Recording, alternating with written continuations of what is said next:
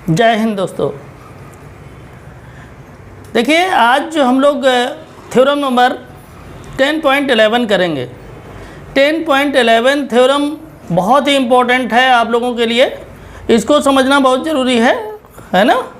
और आप लोगों को एक्सरसाइज 10.5 सॉल्व करने में बहुत ही हेल्प करेगी, ठीक है। और इस थ्योरम को हम प्रूव करें इससे पहले अगर आप लोगों को अच्छा लगता है हमारा पढ़ाना, समझ में आता है रियल में, तो वीडियो को लाइक कर दिया करिए, कमेंट भी कर दिया करिए एक छोटा सा, है ना। और अगर इस चैनल पर आप नए हैं तो Pandey's excellent tutorials YouTube channel को सब्सक्राइब कर दीजिए। यहाँ पर आपको कंप्लीट मैथमेटिक्स का सॉल्यूशन मिलेगा, ठीक है। तो ज़्यादा कुछ आगे ना कहते हुए, आप लोग खुद समझदार हैं, आगे बढ़ते हैं और देखते हैं थ्योरम नंबर 10.11, ठीक है। 10.11 थ्योरम क्या है? The sum of either pair of opposite angles of a cyclic quadrilateral is 180 degree.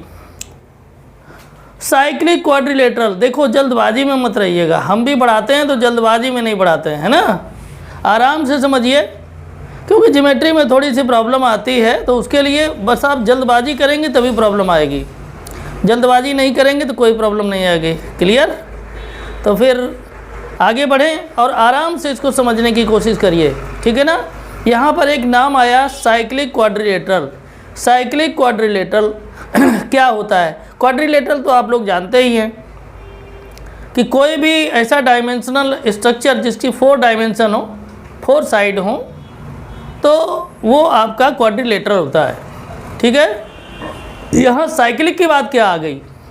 Cyclic की बात यही आ गई कि साइकिल का पहिया देखें हैं, साइकिल का पहिया जो होता है सर्कुलर होता है, ठीक है।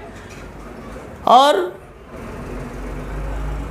सर्कुलर का मतलब है सर्कल की तरह, ठीक है। तो यहाँ भी आखिर साइक्लिक क्वाड्रिलेटरल का मतलब क्या हुआ? मतलब ये है कि सर्कल के अंदर एक क्वाड्रिलेटरल को फिट कर दीजिए। फिट करने का मतलब क्या है? उसके जो वर्टिसेस हैं चारों, वो सर्कल के सर्कमफरेंस पर होना चाहिए, ना ही बाहर हो और ना ही अंदर हो। याद रखिएगा, अगर किसी भी क्वाड्रिलेटरल के ऑल वर्टिसेस सर्कल की सर्कमफरेंस पर हैं तो वो क्वाड्रिलेटरल पहली कंडीशन है कि साइक्लिक होगा, ठीक है। दूसरी कंडीशन क्या है? दूसरी कंडीशन ये है कि उसके अपोजिट एंगल्स का सम 180 डिग्री होता है। क्या? अपोजिट एंगल्स का सम 180 डिग्री होता है। तो 2 चीज़ें हैं, एक तो कोई भी क्वाड्रिलेटरल अगर उसकी ऑल वर्टिसेस सर्कल के सर्कमफरेंस पर हैं तो वो साइक्लिक होगा, ठीक है। उसके साथ साथ उसके अपोजिट एंगल्स का सम 180 डिग्री होना चाहिए। इन्हीं दोनों बातों को लेकर के हम लोग चलते हैं और आपके क्वेश्चन में जो गिवन है वो गिवन यही है कि ABCD जो क्वाड्रिलेटरल है वो साइक्लिक है। तो प्रूव कीजिए कि अपोजिट एंगल्स का सम 180 डिग्री है, ठीक है। तो सबसे पहले हम लोग बना लेते हैं फिगर। तो इस तरह का कुछ फिगर बनेगा, है ना। आप ये देख रहे हैं एक सर्कल है, सर्कल के अंदर एक क्वाड्रिलेटरल है, क्वाड्रिलेटरल के सभी वर्टिसेस जो हैं उस सर्कमफरेंस पर हैं, ना ही बाहर हैं ना ही अंदर हैं, बिल्कुल फिक्स हैं उसकी सर्कमफरेंस पर, याद रखिएगा। अब गिवन क्या है आपका? थ्योरम नंबर है, पहले लिख देता हूँ, थ्योरम नंबर 10.11 गिवन है ABCD is a cyclic quadrilateral, quadrilateral, है ना। प्रूव क्या करना है, टू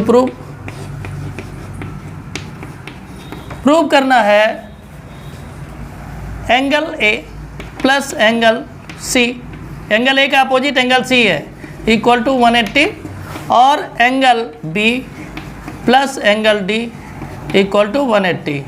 एंगल बी का अपोजिट क्या है, एंगल डी। ये आपको प्रूव करना है, ठीक है।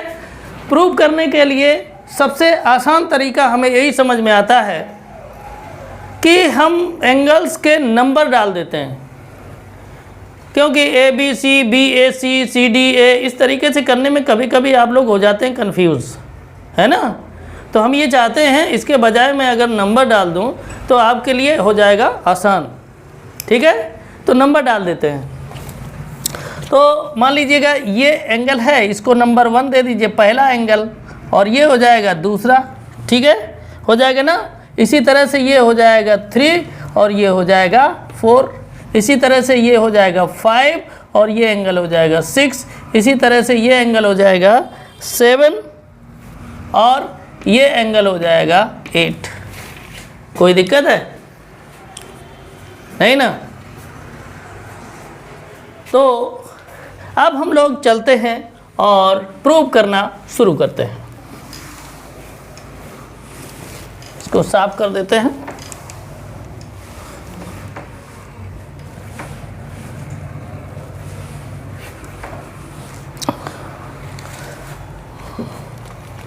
अब देखें, अगर हम ये देखें, यहाँ पर देखें स्टूडेंट्स, ये ए बी हमारी कॉर्ड है। अगर हम ये समझें, यहाँ लिखेंगे, प्रूफ डाल देते हैं, if A B is a chord, तो क्या हो जाएगा, ए बी अगर कॉर्ड है तो ए बी कॉर्ड है तो क्या हो जाएगा, यहाँ पर एंगल 8 5 के इक्वल हो जाएगा। एंगल 8 इक्वल टू एंगल 5, क्यों, lie on same segment, lie on same segment. आपको पता है कि एक ही सेगमेंट पर जो एंगल लाई करते हैं वो क्या होते हैं, इक्वल होते हैं, ठीक है। एक ही सेगमेंट में जो एंगल लाई करते हैं वो इक्वल होते हैं। आप लोगों को अगर देखना हो तो हमने आपको प्रूव करवा दिया है 10.9 थ्योरम, उसको आप देख सकते हैं। वो यही है कि सेम सेगमेंट में जो एंगल लाई करते हैं वो इक्वल होते हैं। तो देखें, एंगल 8 और एंगल 5 ये सेम सेगमेंट में लाई करते हैं, इसलिए इक्वल हैं। कब, जब ए बी कॉर्ड है। अब देखिए, अगर यहाँ पर हम किसको कॉर्ड मान लें, मान लीजिए बी सी कॉर्ड है, ठीक है ना। If B C is a chord, तो बी सी अगर कॉर्ड हो जाएगी, देखें यहाँ से बी सी अगर कॉर्ड हो जाएगी, स्टूडेंट्स ऐसे देखिएगा, तो बी सी अगर कॉर्ड हो जाए, बी सी यानी जो कॉर्ड लेंगे उसकी तरफ होकर के आप देखेंगे, तो देखेंगे आपको कि ये जो सेम सेगमेंट में एंगल है 2 और दूसरा एंगल है 7, ये तो ये दोनों इक्वल हो जाएंगे। तो हो जाएगा एंगल 2 इक्वल टू एंगल 7, इसमें भी वही लिख देंगे, लाई ऑन सेम सेगमेंट, ठीक है। अब इसी तरह से अगर देखें कि अगर आपकी कॉर्ड हो जाए A D, if A D is a cord, तब क्या हो जाएगा, ए डी अगर कॉर्ड हो जाएगी तो इसमें ये कॉर्ड हो जाएगी, ये आपका पूरा मेजर सेगमेंट हो जाएगा। तो इसमें ए डी के थ्रू कौन कौन से एंगल सब्टेंड करेंगे, एक ये हो जाएगा और एक ये हो जाएगा, यानी एंगल 3 जो है वो 6 के इक्वल हो जाएगा। एंगल 3 इक्वल टू एंगल 6, ये इसमें भी वही लिख देंगे, lie on same segment. Clear, कोई दिक्कत नहीं। इसको डाल लीजिएगा, ये इक्वेशन नंबर फर्स्ट हो जाएगा, ये वाला इक्वेशन नंबर सेकंड हो जाएगा, और ये इक्वेशन नंबर थर्ड हो जाएगा। क्लियर। अब हम चलेंगे फोर्थ में, इसको हम लोग साफ कर देते हैं, है ना। साफ करेंगे तभी तो आगे होगा, नहीं तो जगह ही नहीं बचेगी।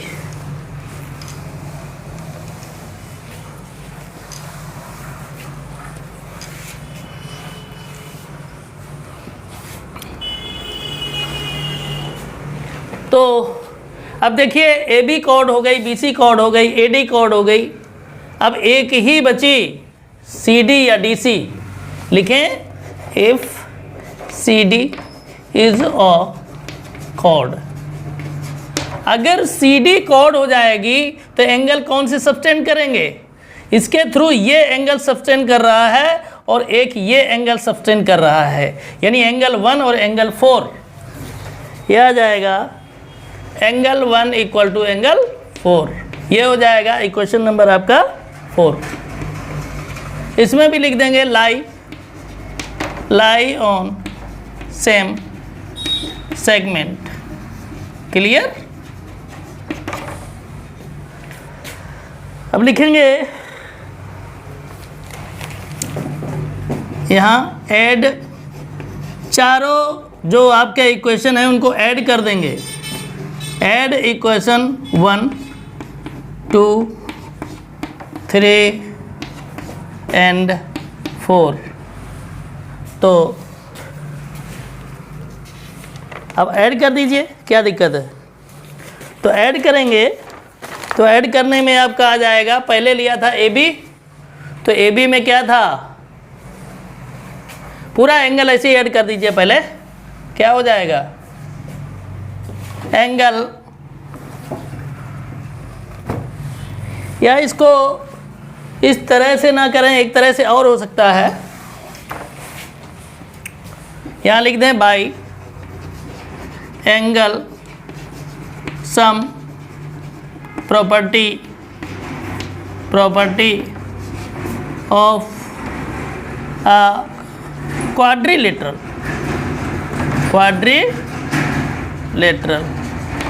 ठीक है। तो यहाँ पर क्या हो जाएगा, देखिए हो जाएगा angle 1 plus angle 2 plus angle 3 plus angle 4 plus angle 5 plus angle 6 plus angle 7 plus angle 8। ठीक है, इक्वल टू किसी भी क्वाड्रिलेटरल के ऑल इंटरनल एंगल्स का सम कितना होता है, 360। तो यहाँ कर लेंगे 360। क्लियर। अब देखिए यहाँ पर हमें एक टारगेट बना के चलना होगा। ठीक है, टारगेट बना के हमें क्या चलना होगा कि हमें सबसे पहले angle A plus angle C equal to 180 prove करना है, या angle B plus angle D equal to 180 prove करना है। ठीक है ना। तो अगर A और C को करना है तो आपके पास कौन कौन से एंगल रहने चाहिए, 1 2 और 6 5। और अगर B और D को प्लस करके 180 प्रूव करना है तो आपके पास एंगल रहना चाहिए 3 4 और 8 7। ठीक है। तो अगर आपका टारगेट है A और C तो इसके लिए आपके पास होना चाहिए 1 2 6 5, बाकी सभी को एलिमिनेट कर दीजिए। क्लियर।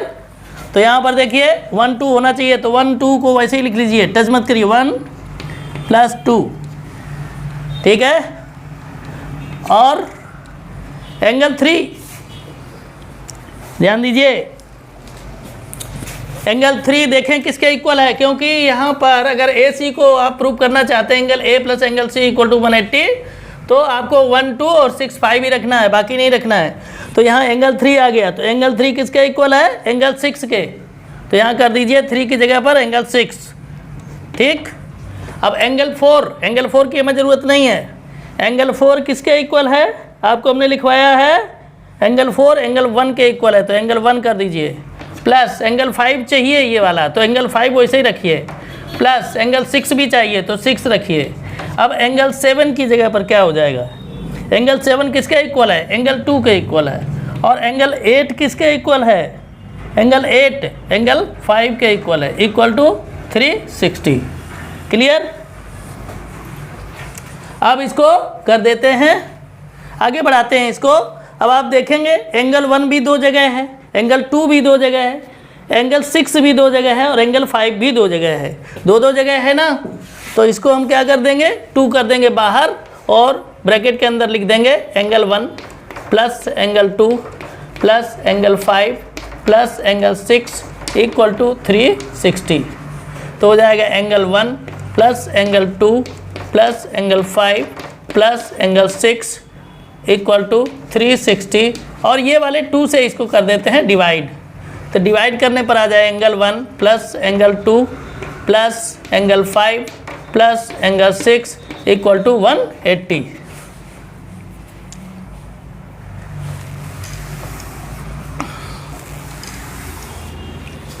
आप ध्यान से देखें, एंगल 1 और एंगल 2 देखें, एंगल 1 और एंगल 2 क्या हो जाएंगे, एंगल ए पूरा, एंगल 1 और एंगल 2 हो जाएगा एंगल ए। एंगल 5 और 6, एंगल 5 और 6 क्या हो जाएगा, angle C equal to 180 degree. ये हो गया प्रूफ, हो गया ना। इसको आप कर लीजिए, ये प्रूव हो गया। अब हम क्या प्रूव करेंगे, टारगेट हमारा क्या होगा, angle B plus angle D equal to 180। तो यहाँ पर देखें क्या हो जाएगा, angle 1 plus angle 2 plus angle 5 plus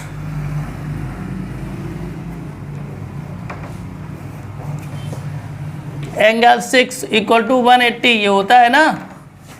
अब देखिए अब क्या करेंगे, अब हम अगर इसको करने के लिए जा रहे हैं तो हमें इन चारों एंगल्स को 3, 4 और 8, 7 में कन्वर्ट कर देना है। आप देखें ऊपर हम आपको लिखवा चुके हैं कि एंगल 1 एंगल 4 के इक्वल है, तो यहाँ 1 की जगह पर एंगल 4 कर देते हैं। और एंगल 2 किसके इक्वल है, एंगल 2 एंगल 7 के इक्वल है, तो कर दीजिए 2 के नीचे एंगल 7।